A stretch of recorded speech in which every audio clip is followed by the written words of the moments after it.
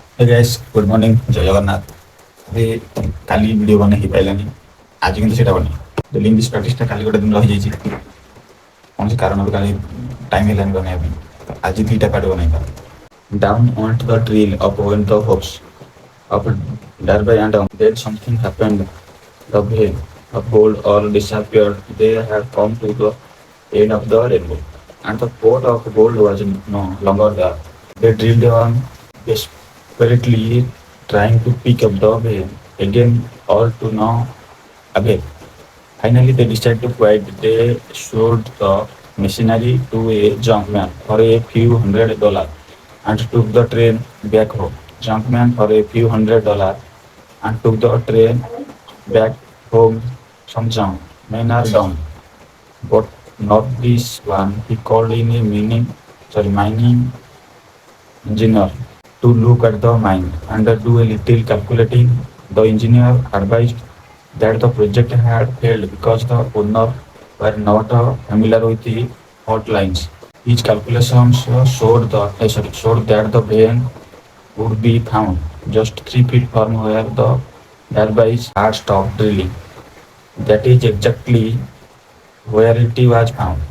The junk man took millions of dollars in from the mine because he knew enough to seek expect counsel before giving up most of the money which went into the machinery was so cut through the effort of Adu Dalbe, who was then a very young man.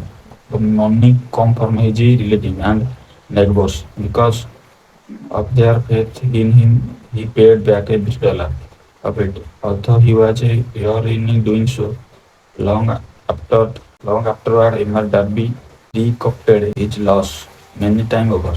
When he made the discovery that desire can be transmuted into gold, the discovery came after he went into the business of selling life insurance. Remembering that he lost a hog fortune because he stopped 3 feet from gold, Darby profited by the experience in his chosen work by the simple method of saying to himself, I stopped 3 feet from gold, but I will never stop because many say no when I ask them to buy insurance.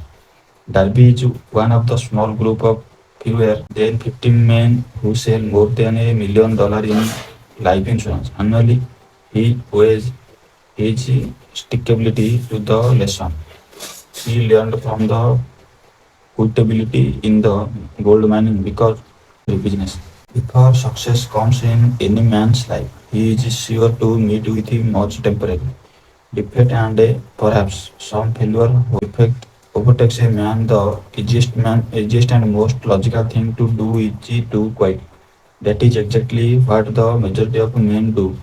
More than 500 of the most successful men in this country every month told the author their greatest successful success came just one step beyond the point at which defect had overtaken them. Failure is a trickster with a keen sense of irony and a cunning. It takes great delight to tripping one when success is almost within reach. A 50-cent lesson in persistence.